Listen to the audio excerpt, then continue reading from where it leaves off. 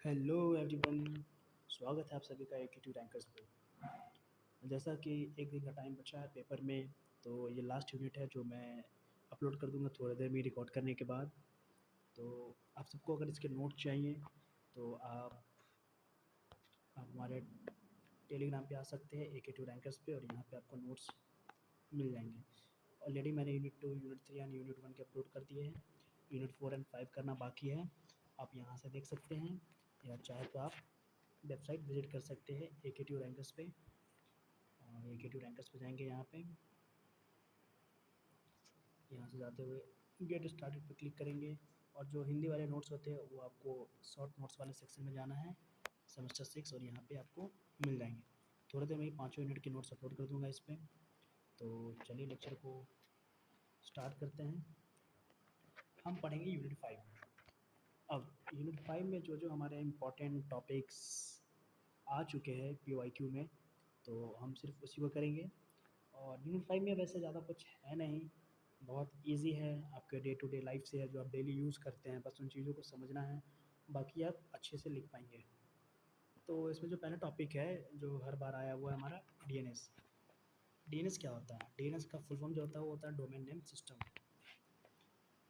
इसको बहुत अच्छे से तरीके से समझाता हूँ कि डोमेन नेम सिस्टम क्या करता है। जो भी हमारे आईपी एड्रेसेस में कन्वर्ट करता है, जो भी डोमेन नेम होता है, जैसे कि मान लीजिए कि एकेटी रैंकर्स का वेबसाइट है, तो उसको क्या करता है, आईपी एड्रेस में कन्वर्ट करता है, जैसे 196.128 इसमें कन्वर्ट कर, मतलब डोमेन नेम को कन्वर्ट करता है किस में, आईपी एड्रेसेस में। उसी के लिए हम लोग डोमेन नेम सिस्टम का यूज़ करते हैं। बेसिकली ये होता क्यों है? जैसे कि मान लीजिए जो भी हमारा जो वेबसाइट्स होते हैं वो मेनली जो होते हैं आईपी एड्रेस पे ही होस्ट हुए होते हैं, क्योंकि अगर आईपी एड्रेस पे होस्ट नहीं हुए होंगे तो हम एग्जैक्ट लोकेशन, जो एग्जैक्ट डेस्टिनेशन होता है, जैसे मान लीजिए मुझे अगर एकेटी रैंकर्स की वेबसाइट पे जाना, तो मैं एकेटी रैंकर्स की वेबसाइट पे जाने के लिए ही एक यूनिक आईडी होती है जिसके थ्रू ही हम जा सकते हैं, बाकी कोई चीज़ नहीं जिसके थ्रू हम नहीं जा सकते हैं। तो डोमेन नेम सिस्टम क्या करता है, जो हम लोग जैसे मान लीजिए कि एग्जाम्पल से समझाता हूँ। जैसे मान लीजिए हमने यहाँ पे, आप यहाँ पे देख सकते होंगे, यहाँ पे लिखा हुआ है एकेटी rankers dot infinity free dot app. तो ये हमारा क्या है, एक डोमेन नेम है। इसको क्या करता है, कन्वर्ट करता है इन आईपी एड्रेस। अब ये किस लिए करता है, ताकि हम एग्जैक्ट एकेटी रैंकर्स के वेबसाइट पे आ सकें। ये इसलिए किया गया है क्योंकि हर इंसान को, जैसे मान लीजिए अब हर वेबसाइट की तो आप आईपी एड्रेस याद नहीं कर सकते हैं, तो डोमेन नेम सिस्टम बनाया गया जिससे हम क्या कर सकते हैं, सिर्फ उसका डोमेन नेम, जैसे अभी एकेटी रैंकर्स याद कर लिए हैं, अब गूगल पे सर्च करेंगे, जो रेलेवेंट हमारा वेबसाइट होगा उस पर चले जाएंगे। और वही होता है कि आईपी एड्रेस, अब जैसे एकेटी रैंकर्स की अलग से आईपी एड्रेस याद करना है, और एकेटी जो ऑफिशियल वेबसाइट है हमारे एकेटी यूनिवर्सिटी के, उसके लिए अलग से डोमेन नेम, हर चीज़ के लिए अलग से, मतलब यूट्यूब.com के लिए भी, मान लीजिए यूट्यूब.com होता ही नहीं, सिर्फ आईपी एड्रेस से ही आपको जाना होता है, तो ये कितना कॉम्प्लेक्स हो जाता है ना हर वेबसाइट के लिए याद करना। तो डोमेन नेम सिस्टम बनाया गया है कि आप जैसे कीवर्ड्स लिखे या डोमेन नेम लिखे, उसके रिलेवेंट जो जो वेबसाइट्स है वो आपके वहाँ पे शो हो जाएंगे, आप उससे उस पर क्लिक करके आप जा सकते हैं। ये इसलिए बनाया था कि हर किसी को डोमेन नेम याद करना, सॉरी डोमेन नेम कह रहे, जो आईपी एड्रेस याद करना होता है वो बहुत ज़्यादा कॉम्प्लेक्स हो जाता है और ईजी भी नहीं होता है। तो चलिए उसको पढ़ते हैं, लाइन बाई लाइन क्या कह रहा है। ये एक सिस्टम होता है जो डोमेन नेम को आईपी एड्रेसेस में कन्वर्ट करता है। कंप्यूटर्स इंटरनेट पर एक दूसरे से आईपी एड्रेस के थ्रू कम्युनिकेट करते हैं, और जैसे हम सब अवेयर है इस चीज़ के कि जो भी कंप्यूटर्स होते हैं जो इंटरनेट पे एक दूसरे से कम्युनिकेशन करते हैं, वो मेनली डोमेन नेम के ही थ्रू करते हैं। और ह्यूमन के लिए डोमेन नेम्स याद रखना ईजी होता है, और हम इंसान के लिए जो डोमेन नेम होता है, जैसे कि www.youtube.com, www.ektrrankers.com, इन सबको याद रखना बहुत ईजी होता है। लेकिन कंप्यूटर को ये सब डोमेन नेम, ये सब कुछ समझ में नहीं आता, उसको समझ में आता है सिर्फ आईपी एड्रेस, मतलब उसको आईपी एड्रेस चाहिए होता है, जैसे कि 142.250 ऐसे करके लिखा होगा। जब भी आप ब्राउज़र में कोई डोमेन नेम लिखते हो तो डीएनएस सर्वर उसको उसके मैचिंग आईपी एड्रेस से रिप्लेस करता है। जैसे बताया कि एकेटिव रैंकर्स किए, सर्च किए, जैसे उस पर क्लिक किए तो उससे जो मैचिंग आईपी एड्रेस होता है उससे रिप्लेस करता है, ताकि आप करेक्ट डेस्टिनेशन पे जा सकें। डीएनएस को नेटवर्क का किंग माना जा सकता है क्योंकि वो इंटरनेट कम्युनिकेशन का इंपॉर्टेंट पार्ट है। डीएनएस को एक तरीके से हम इंटरनेट का किंग, राजा भी कह सकते हैं, क्योंकि जो इंटरनेट पे कम्युनिकेशन होता है उसके लिए बहुत ज़्यादा इंपॉर्टेंट है ये। अगर डीएनएस ना हो तो हर वेबसाइट एक्सेस करने के लिए उसका आईपी एड्रेस याद रखना होगा। जैसे मैंने बताया कि अगर डोमेन नेम याद नहीं है, अगर ये डीएनएस होता ही नहीं तो हमको हर वेबसाइट के लिए एक अलग-अलग आईपी एड्रेस याद करना पड़ता है। अब इसमें एक छोटा-सा डायग्राम है, इसमें हमारी 3 चीज़ें जो है, ये हमारा एक क्लाइंट है, ये डीएनएस सर्वर है, ये हमारा सर्वर है। क्लाइंट क्या किया, एक रिक्वेस्ट भेजा, जैसे abc.com सर्च किया, कहाँ गया, डीएनएस सर्वर पे। डीएनएस सर्वर ने एक आईपी एड्रेस उसको प्रोवाइड किया, ये किया, एक एचटीटीपी रिक्वेस्ट भेजा टू सर्वर, मतलब इंटरनेट प्रोटोकॉल को भेजा सर्वर पे, और उसके बाद क्या हुआ, एक एचटीटीपी रिक्वेस्ट आता है, तब जाके एक वेबसाइट खुलती है। मतलब ये 4 प्रोसेस होते हैं। ये इसलिए किया जाता है ताकि सिक्योर कम्युनिकेशन बना रहे। अब हमारा ईमेल प्रोटोकॉल्स। अब ईमेल प्रोटोकॉल्स आप समझ सकते हैं, प्रोटोकॉल्स क्या होते हैं, रूल्स एंड रेगुलेशंस होते हैं जिसको हम फॉलो करना पड़ता है कोई भी काम करने के लिए। अब जैसे ईमेल प्रोटोकॉल है, ईमेल प्रोटोकॉल्स एक रूल्स होते हैं जो ईमेल्स को सेंड, रिसीव एंड एक्सेस करने के लिए फॉलो किए जाते हैं। मेन ईमेल प्रोटोकॉल्स कौन कौन से हैं हमारे, एक आता है हमारा SMTP, simple mail transfer protocol, जो हर जगह भी यूज़ होता है। फिर हमारा POP3 होता है, पोस्ट ऑफिस प्रोटोकॉल वर्जन 3। फिर है हमारा एक IMAP, internet message access protocol. तो चलिए इन सब चीज़ों को समझते हैं। SMTP क्या है, SMTP का यूज़ ईमेल सेंड करने के लिए होता है। जब आप किसी को मेल सेंड करते हैं, SMTP का मतलब जो यूज़ होता है वो ईमेल्स को सेंड करने के लिए होता है। जब जैसे मान लीजिए मुझे आपको मेल करना है, तो हम SMTP का यूज़ करेंगे। फिर आता है हमारा POP3, post office protocol version 3। इसका यूज़ ईमेल्स रिसीव करने के लिए होता है। SMTP का होता है सेंड करने के लिए, POP3 का होता है रिसीव करने के लिए। ये ईमेल को सर्वर से डाउनलोड कर लेता है, जो भी सर्वर पे जो मेल होता है वहाँ से वो डाउनलोड कर लेता है और सर्वर से डिलीट कर देता है, उसको हटा देता है वहाँ से। फिर IMAP, internet message access protocol, ये क्या होता है, ये भी एक ईमेल रिसीव करने के लिए होता है, लेकिन ये ईमेल को सर्वर पे ही स्टोर रखता है। मतलब ईमेल को तो रिसीव तो करता है, लेकिन ये सर्वर से हटाता नहीं, उस पे वही स्टोर रखने देता है ताकि मल्टीपल डिवाइसेस को एक्सेस कर सकें। अब एक छोटा-सा यहाँ पे सेंटेंस लिखा है जिसको याद करने के लिए, SMTP सेंड करने के लिए यूज़ होता है, POP3 जो होता है जो रिसीव करता है सर्वर से डिलीट कर देता है रिसीव करने के बाद, IMP रिसीव करता है लेकिन डिलीट नहीं करता ताकि मल्टीपल डिवाइसेस को एक्सेस कर सके सर्वर से। एग्जांपल है, जैसे मान लीजिए कि आप एक जीमेल या आउटलुक यूज़ करते हो, तो बैकग्राउंड में ये प्रोटोकॉल काम करते हैं आपकी ईमेल कम्युनिकेशन को स्मूथ बनाने के लिए। जब हम मेरी ईमेल जब यूज़ करते हैं, खोलते हैं, तो ये प्रोटोकॉल उसके बैकग्राउंड में काम करते रहता है ताकि जो भी कम्युनिकेशन हो स्मूथ तरीके से हो। अब हमारा FTP, इसका जो फुल फॉर्म होता है वो होता है हमारा फाइल ट्रांसफ़र प्रोटोकॉल। इसका जो प्रोटोकॉल्स, फिर जैसे प्रोटोकॉल्स का मतलब होता है rules and regulations. File transfer करने के लिए क्या क्या रूल्स एंड रेगुलेशंस हैं, उन सब चीज़ों के बारे में पढ़ना। FTP एक नेटवर्क प्रोटोकॉल है, ये क्या हमारा एक कंप्यूटर नेटवर्क प्रोटोकॉल है जो इंटरनेट या लैन के थ्रू फाइल्स ट्रांसफ़र के लिए यूज़ होता है। जो इंटरनेट या लोकल एरिया नेटवर्क के थ्रू फाइल्स को ट्रांसफ़र करने के लिए यूज़ करते हैं, मतलब एक दूसरी जगह से दूसरी जगह फाइल ट्रांसफ़र करने के लिए यूज़ होता है। FTP का use mainly client and server के बीच फाइल्स अपलोड एंड डाउनलोड करने के लिए होता है। जो फाइल ट्रांसफ़र प्रोटोकॉल होता है वो कहाँ पे यूज़ होगा, मेनली फाइल को अपलोड करने के लिए और डाउनलोड करने के लिए सर्वर से, क्लाइंट एंड सर्वर से, मतलब क्लाइंट एंड सर्वर के बीच से। FTP में आप एक FTP client software like file जिला से कनेक्ट होते हैं। इसमें क्या होता है, एक सॉफ्टवेयर से हम लोग कनेक्ट होते हैं, जो एक FTP सर्वर कनेक्ट होते हैं। FTP सर्वर जो होता है उससे हम एक लोग जो FTP क्लाइंट सॉफ्टवेयर होता है जैसे कि फाइल जिला, उससे कनेक्ट होता है कि हमारा जो फाइल ट्रांसफर प्रोटोकॉल होता है सर्वर। FTP में दो मोड्स होते हैं, एक होता है एक्टिव मोड, दूसरा होता है हमारा पैसिव मोड। FTP सिक्योर नहीं होता है बाय डिफ़ॉल्ट। जो हमारा फाइल ट्रांसफ़र प्रोटोकॉल होता है वो बाय डिफ़ॉल्ट मतलब पहले से ही इनबिल्ट सिक्योर नहीं होता है। इसीलिए इसका सिक्योर वर्ज़न भी यूज़ होता है। इसीलिए हम क्या करते हैं, इसका एक अलग से भी सिक्योर वर्ज़न आता है जिसको हम यूज़ करते हैं। जैसे SFTP, FTPS, SSH file transfer protocol, FTP secure. जो फाइल ट्रांसफ़र प्रोटोकॉल होता है उसका यूज़ वेबसाइट फाइल्स को सर्वर पर अपलोड करने, लार्ज डेटा सेट ट्रांसफ़र करने एंड रिमोट सिस्टम से डेटा मैनेज करने में होता है। जैसे इंटरनेट या सर्वर पे डेटा को अपलोड करना, लार्ज डेटा सेट को ट्रांसफ़र करना एंड रिमोट सिस्टम से डेटा को मतलब वायरलेसली जो भी हम डेटा मैनेज करना होता है उसके लिए यूज़ होता है। FTP का जो कम्युनिकेशन पोर्ट है वो 21 होता है बाय डिफ़ॉल्ट। और यहाँ पे एक डायग्राम है छोटा सा हमारा, कि हमारा एक FTP सर्वर है, यहाँ से FTP client, FTP client, FTP client and FTP client इसको रिक्वेस्ट कर सकता है वहाँ से। अब SNMP simple network management protocol क्या होता है? ये एक प्रोटोकॉल है जो ये एक प्रोटोकॉल है जो नेटवर्क डिवाइसेस जैसे कि राउटर्स, स्विचेस, सर्वर्स, प्रिंटर्स को मॉनिटर एंड मैनेज करने के लिए यूज़ होता है। ये क्या करता है, जैसे जो नेटवर्क डिवाइसेस होते हैं उनको मॉनिटर मतलब ट्रैक करने के लिए एंड मैनेज करने के लिए इसका इस्तेमाल करते हैं हम लोग। जो इसका यूज़ होता है वो नेटवर्क एडमिनिस्ट्रेशन करते हैं। जो भी नेटवर्क को एडमिनिस्ट्रेट करते रहते हैं वो उसका यूज़ करते हैं ताकि डिवाइसेस की परफॉर्मेंस, हेल्थ एंड जो भी फॉल्ट जो एरर्स होते हैं उन सबको ट्रैक कर सके कि कहाँ क्या दिक्कत है उन सब, ताकि ट्रैक करके क्या करते हैं ताकि उन सब चीज़ों पे हम काम कर सकें और उसको अच्छा बना सकें। SNMP सिस्टम के 3 मेन कंपोनेंट होते हैं। जो हमारा सिंपल नेटवर्क मैनेजमेंट प्रोटोकॉल होता है उसके 3 मेन कंपोनेंट होते हैं। एक होता है हमारा मैनेजर जो इन्फॉर्मेशन कलेक्ट करता है। मैनेजर क्या करता है, जो भी इन्फॉर्मेशन होता है वो कलेक्ट करता है। फिर होता है एजेंट।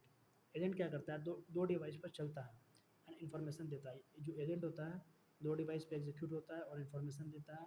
फिर हमारा आता है MIB मैनेजमेंट इन्फॉर्मेशन बेस, एक डेटाबेस जिसमें मैनेज ऑब्जेक्ट्स स्टोर्स होते हैं।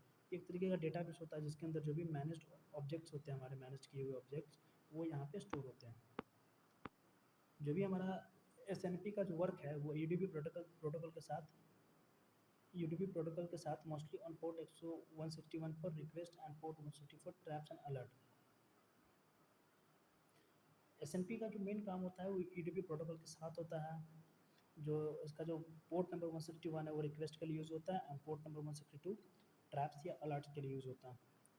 SNMP के मल्टीपल वर्जन्स हैं और SNMP के बहुत सारे वर्जन्स हैं जैसे कि SNMP V1, SNMP V2, SNMP V3।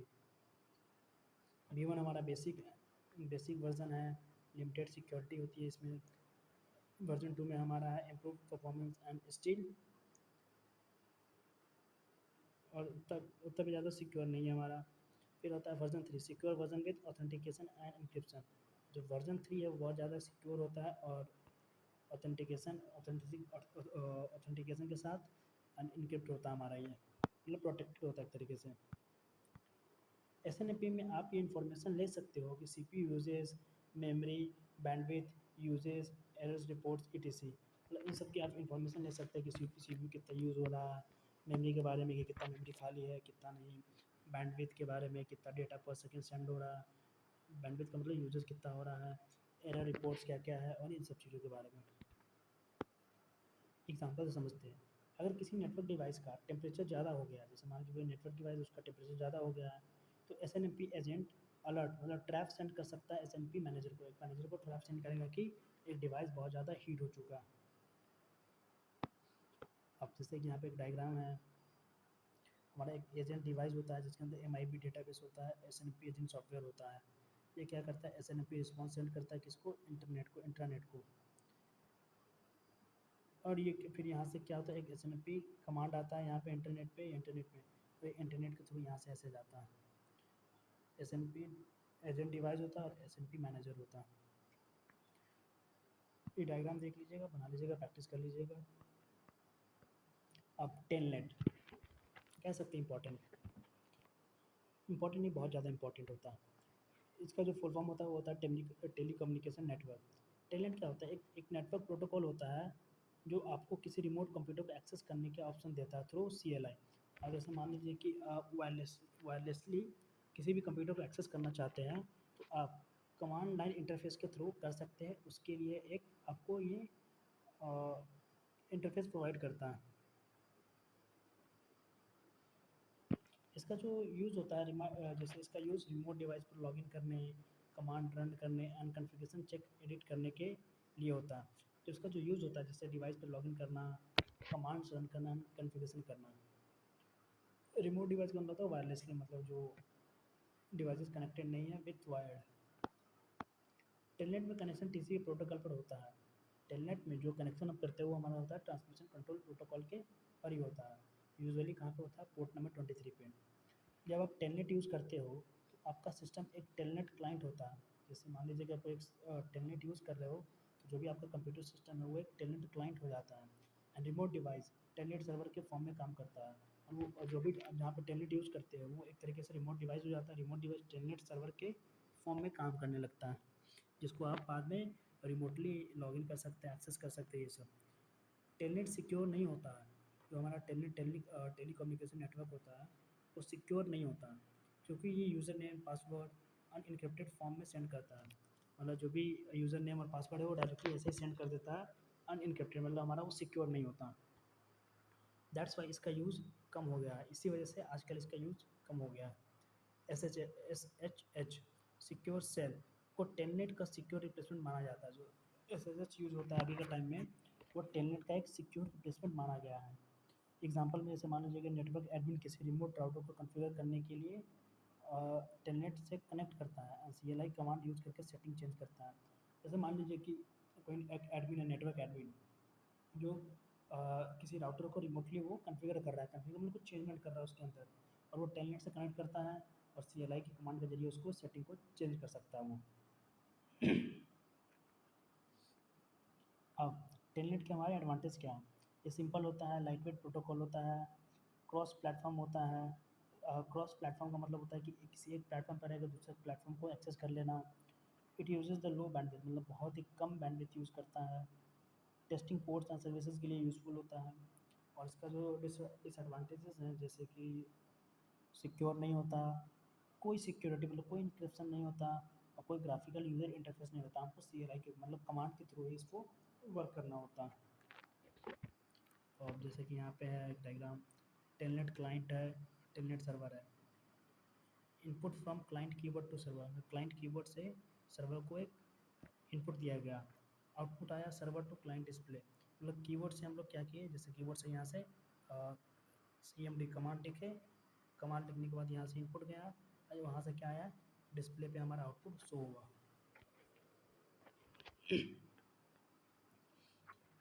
अब एक पढ़ते हैं हम लोग RSA algorithm, reversed Sameer alderman algorithm. ये एक एसिमेट्रिक इंक्रिप्शन एल्गोरिथम है जो पब्लिक की एंड प्राइवेट की का यूज़ करता है। एक तरीके का एसिमेट्रिक इंक्रिप्शन एल्गोरिथम है हमारा, जो पब्लिक एंड प्राइवेट की का यूज़ करता है। इसका जो यूज़ होता है वो secure data transmission, digital signature and encryption decryption के लिए होता है। तो इसका मेन यूज़ होता है जो भी डाटा ट्रांसफ़र करते हैं सिक्योर करना, digital signature and encryption decryption के लिए यूज़ होता है।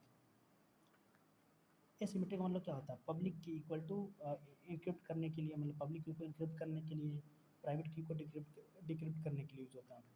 RSA मैथ पे बेस्ड होता है, specially prime number and modular arithmetic पे।